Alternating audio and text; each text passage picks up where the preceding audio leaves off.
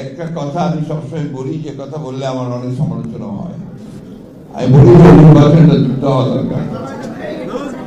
কেন বলি এই কথাটা আমি মনে করার চেষ্টা করেছি, কারণ আমরা বিশ্বাস করি যে নির্বাচন যেটা থেকে আমরা প্রায় 15 বছর বঞ্চিত, এই নির্বাচনের মাধ্যমে আমাদের জনগণ তারা তাদের প্রতিনিধিকে নির্বাচিত করবার একটা সুযোগ পাবেন। এখন এখানে জোর করে যদি সেই বিষয়টাকে আপনার একটু বিতর্কিত করে ফেলা হয়, তাহলে জনগণ আবার তাদের সেই অধিকার থেকে বঞ্চিত হবে। এবং আমাদের যে অভিজ্ঞতা, সেই অভিজ্ঞতা আমরা দেখেছি যে এই ধরনের নির্বাচন যদি দ্রুত না হয়, সময় ক্ষেপণ করা হয়, তাহলে সে অন্যান্য শক্তিগুলো মাথার চারা দিয়ে উঠতে থাকে এবং তখন জনগণের যে চাহিদা, সেই চাহিদা থেকে তারা পুরোপুরিভাবে বঞ্চিত হয়। আমরা এই কথা বারবার বলতে চাই যে নির্বাচনে কে আসবে সেটা গুরুত্বপূর্ণ নয়, কিন্তু জনগণের অধিকারটা প্রতিষ্ঠিত হবে, সেটার জন্য কিন্তু আমরা লড়াই করে দেব 15 বছর। আমি সেই কারণেই বলেছি যে এই সময়টা আমাদের দরকার।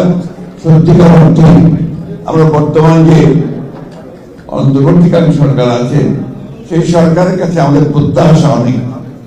স্বাভাবিকভাবে একটা ছাত্র গণঅভ্যুত্থানের পরে আমরা জনগণের প্রত্যাশা অনেক বেড়েছে, কিন্তু সত্য যে এখন পর্যন্ত সমাজের যে অবস্থা দাঁড়িয়েছে, সেই অবস্থায় কিন্তু আমরা সেই ধরনের একটা ব্যবস্থা থেকে এখনো নিশ্চিত হতে পারছি না যে আমরা আমাদের সেই প্রত্যাশাগুলো পূরণ হবে। এখানে অনেক কথা আছে, প্রত্যেকটি রাজনৈতিক দলের বিভিন্ন রকম প্রোগ্রাম আছে, কর্মসূচি আছে, সেই কর্মসূচিগুলো নিয়ে তারা এগোতে চায়। একটা বিষয় কিন্তু সবাই একমত, যে একটা নির্বাচন হওয়া দরকার।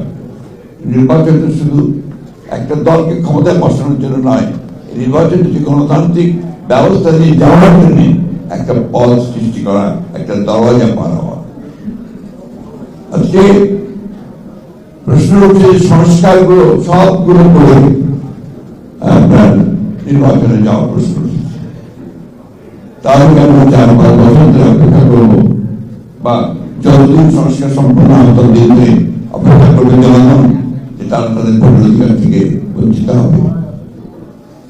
আমরা এখন দেখছি যে আমাদের আমলাতন্ত্র আগে যে ব্যবস্থা ছিল, সেই ব্যবস্থায় তারা এখন সচিবালয় থেকে শুরু করে সমস্ত প্রশাসনে তারা একইভাবে তাদের ভূমিকা পালন করছে, কোনো উন্নত হয়নি।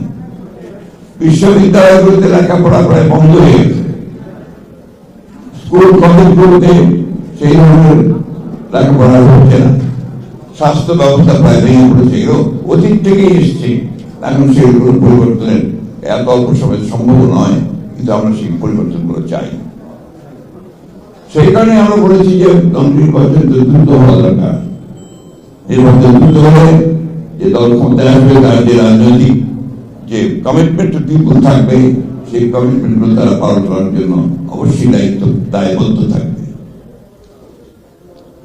আমরা এই কথা আমি গতকালও বলেছি, আমাকে একটি সাংবাদিক ভাই এই প্রশ্ন করেছেন যে অন্তর্বর্তীকালীন সরকার যদি নিরপেক্ষ না থাকে, তাহলে একটা নিরপেক্ষ সরকার দরকার হবে নির্বাচনের সময়। আমি কথাটা বলেছি, কারণ আছে। কারণ আমরা দেখি বেশ কিছু বিষয়ে অন্তর্বর্তীকালীন সরকার নিরপেক্ষতা পালন করতে পারছেন না। আমি যে অনুরোধ করবো, আমি প্রত্যাশা করবো যে আমরা আশা করি যে অন্তর্বর্তীকালীন সরকার তারা সেই নিরপেক্ষতা পালন করবেন এবং দেশে যে সংকট আছে, সেই সংকট থেকে দেশকে মুক্ত করার জন্য তারা কাজ করবেন। আসাদের মৃত্যু, জয়ীর সাইদের শাহাদাত বরণ এবং আরো অসংখ্য মানুষের জীবনদান 71 সাল থেকে শুরু করে, তার আগে থেকে শুরু করে, যে দান একটা সত্যিকার অর্থে গণতান্ত্রিক রাষ্ট্রের জন্য, সেটাকে যদি সত্যিকার অর্থে আমাদের অর্থবহ করতে হয়, তাহলে আমাদের যে প্রয়োজন হবে যে ন্যূনতম বিষয়গুলোতে আমাদের ঐক্যবদ্ধ হওয়া। আমরা আমাদের যারা একসাথে আন্দোলন করছিলাম, যুগপৎ আন্দোলন করছিলাম, আমরা 31 দফা কর্মসূচি দিয়েছি। এখন যদি পরিবর্তন করতে হয় বা পরিবর্তন করতে হয়, সেটাও সামনে আসতে পারে। রেখে কিন্তু আমরা এগোতে পারি।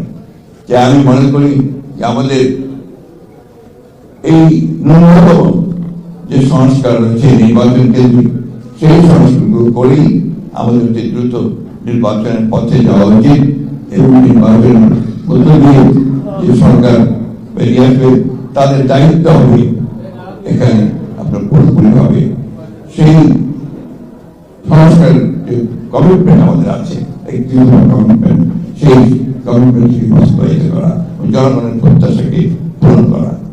আমি বক্তব্য করবো না, আমি আগে বলেছিলাম অসুস্থ। আমি শুধু এই কথাই বলতে চাই, আসাদের রক্তকে আমরা বিচার দিতে পারি না, জয়ের রক্তকে আমরা বিচার দিতে পারি না, সাইদের রক্তকে বিচার দিতে পারি না। সব